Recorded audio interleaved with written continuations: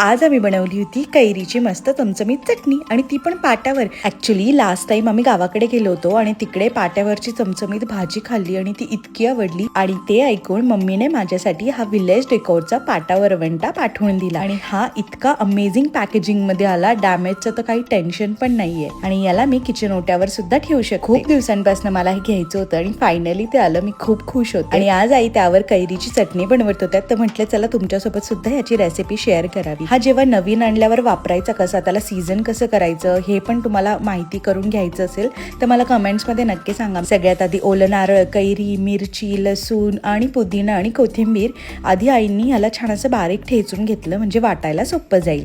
तुम्ही बारीक याचे तुकडे केले तरी चालेल। सगळं मिश्रण टाकलं, थोडेसे जिरे टाकले, थोडंसं मीठ टाकलं आणि ह्याला छान असं वाटून घेतलं। ही चटणी इतकी अमेझिंग बनते ना, तोंडी लावायला तर इतका छान ऑप्शन आहे। तसंही उन्हाळ्यात काही ना काही चमचमीत खायची इच्छा होतच असते। सो नक्की ट्राय करून बघा ही रेसिपी आणि या विलेज डेकोरच्या वेबसाईटवर सुद्धा जा। तुम्ही मला कमेंट्समध्ये लिंक टाईप करा, मी तुम्हाला या पाट्याची लिंक सुद्धा देईल।